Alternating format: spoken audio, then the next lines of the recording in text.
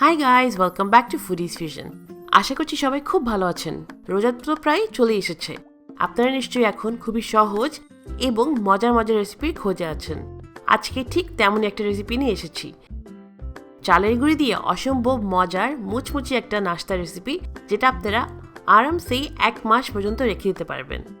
আমি শিওর না এটা আপনারা আগে কখনো ট্রাই করেছেন নাকি, তবে আমার ভিডিও দেখে অবশ্যই ট্রাই করবেন আর জানাবেন কেমন হলো।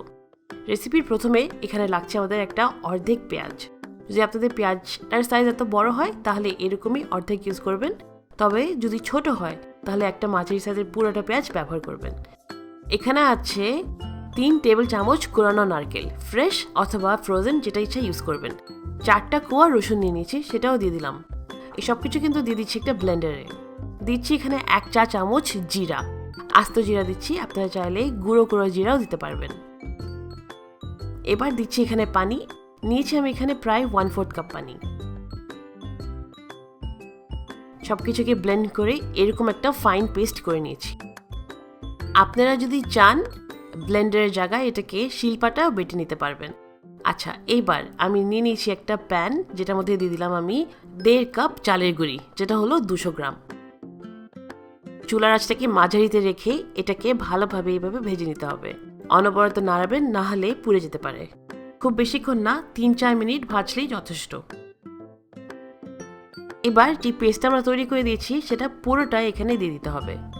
দিয়ে চুলাটাকে একদম লোতে রেখে এটাকে মিশিয়ে নিতে হবে।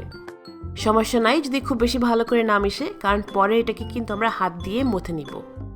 এবার দিচ্ছি আমি এখানে 1 চা চামচ কালি জিরা।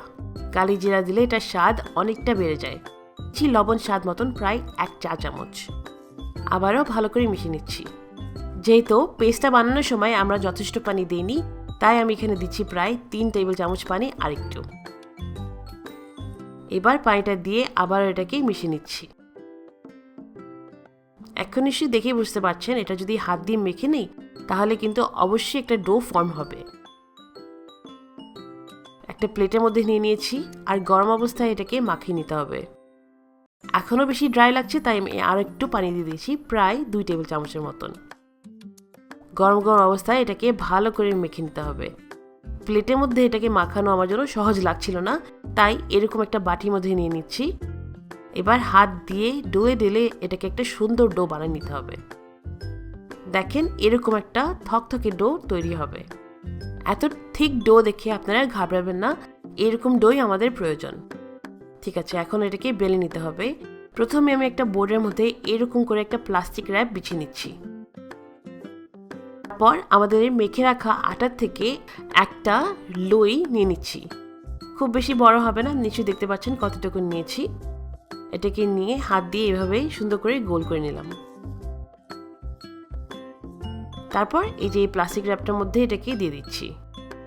অবশ্যই এরকম করে একটা প্লাস্টিক র্যাপ নেবেন, কারণ যেহেতু এটা চালের গুঁড়ি দিয়ে বানানো আর এটার মধ্যে এই ধরনের পেঁয়াজ আর অনেক রকমের পেস্ট আছে, তাই এটা খুব সহজেই কিন্তু বেলা যাবে না, ফেটে যাবে।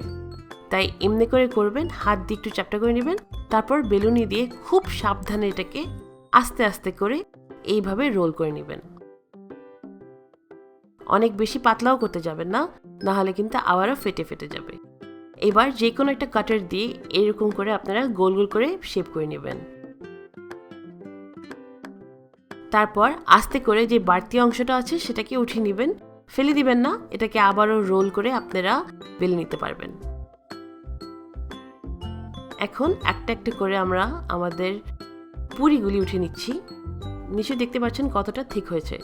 এখন একটা লাঠির সাহায্যে অথবা আপনারা চাইলে আপনাদের ফিঙ্গার্স ইউজ করতে পারেন, এইভাবে এটাকে শেপ দিতে হবে।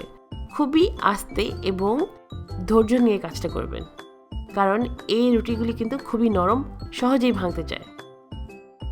নিশ্চয়ই খেয়াল করে দেখছেন কিভাবে আমি এটাকে শেপ করেছি। যেহেতু এটা চালের গুঁড়ি, তাই কোনো পানি অথবা কোনো আঠালো জিনিসের দরকার নেই। হাত দিয়ে একটু চেপে নিলেই এটা সুন্দর করে শেপটা নিয়ে নেয়। আপনাদের সুবিধার্থে আরেকবার দেখিয়ে দিলাম। এইভাবেই আমরা সবগুলি কেনলি বানিয়ে নিব। এখন এটাকে ডুবো তেলে ভাজার পালা। তেলটা কিন্তু খুব বেশি গরম হবে না, খুব বেশি গরম হলে সাথে সাথে রং চলে আসবে, ভিতর দিয়ে নরম থাকবে, আর বেশিক্ষণ ক্রিস্পি থাকবে না। তাই মাঝারি আঁচে চুলাটাকে রেখে আপনারা এটাকে ধীরে ধীরে ভাজবেন। প্রায় 5 থেকে 6 মিনিট লাগিয়ে এটাকে ভাজবেন। আর ভাজবেন যতক্ষণ না পুরোটা ক্যানোলি উপর দিয়ে এবং নিচে দিয়ে গোল্ডেন ব্রাউন কালার হয়ে যায়। এটা চালের গুঁড়ি স্ন্যাক, তাই এটা অবশ্যই অনেক ক্রিস্পি হবে। আর তার ছাড়া যদি আপনারা এটাকে ধিমে আঁচে বেশ অনেকক্ষণ টাইম নিয়ে ভাজেন তাহলে এটা অনেক দিন ক্রিস্পি থাকে। দেখতে দেখতে তৈরি হয়ে গেল আমাদের রাইস ফ্লাওয়ার ক্যানোলি। নিশ্চয়ই দেখে বুঝতে পারছেন এটা কতটা টেস্টি এবং আকর্ষণীয়।